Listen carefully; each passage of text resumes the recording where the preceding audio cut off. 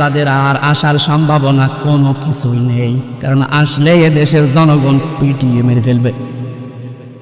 ছোটখাটো জালেম যারা আছেন তারা এখনো যেহেতু তওবার দরজা বন্ধ হয়ে যায়নি, ফিরে আসছেন।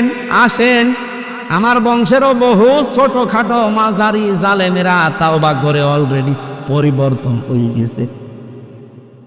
আগস্টের 5 তারিখের ডেটটা পর্যন্ত তারাও শক্ত ছিল, কিন্তু বিকাল 5টার পরে যখন সংবাদ চারিদিকে ছড়িয়েছে, আমারে কল দিয়ে বলছে, বাবাজি আমরা সব জামাতি ইসলামী। জামাত ইসলাম মানে এতদিন যে আপনি বঙ্গবন্ধুকে সেকেন্ড নবী মানতেন, হঠাৎ করে পাল্টিয়ে গেলেন।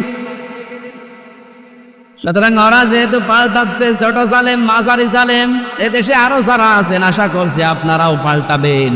গত পরশু দিনের রিপোর্ট পেয়েছি, এদেশে এখনো 100 জনের 14 জন মানুষ জালেমদেরকে সাপোর্ট করে।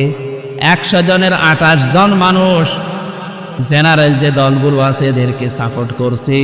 100 জনের 58 জন মানুষ এদেশে ইসলামপন্থী যারা তাদেরকে সাপোর্ট করছে।